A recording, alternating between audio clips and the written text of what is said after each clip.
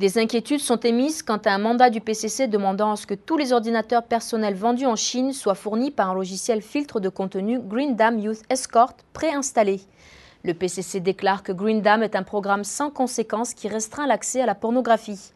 Mais l'analyse du logiciel a montré qu'il bloque également l'accès au contenu Internet politiquement sensible.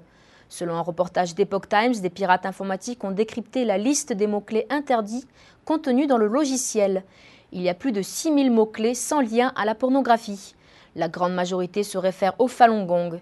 Également inclus dans la liste les références à la place Tiananmen, au Tibet et les descriptions négatives du Parti communiste. Une équipe d'ingénieurs informatiques de l'Université du Michigan a testé Green Dam et a découvert qu'il présentait de sérieux problèmes de sécurité, dont le fait qu'il permette à l'usager d'un ordinateur d'être contrôlé par une tierce personne. Nous vous tiendrons informés lorsque de plus amples informations au sujet de Green Dam seront mises en lumière. «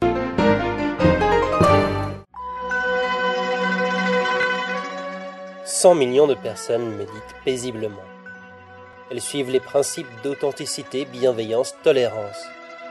Leur histoire est ce qui a changé la Chine à jamais. Le 25 avril 1999, plus de 10 000 adhérents font pacifiquement appel à Pékin pour leur droit à pratiquer leurs croyances.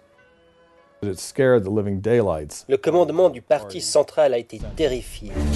L'homme qui a juré d'éliminer le Falun Gong en 3 mois, sa jalousie va le pousser à tuer des milliers de personnes.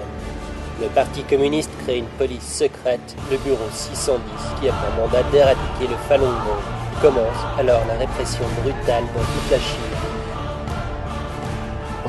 Combien de vies cela va-t-il coûter avant qu'ils ne décident que la Chine est allée trop loin? Durant une décennie, la persécution fait rage. Pendant une décennie, les pratiquants de Falun Gong endurent.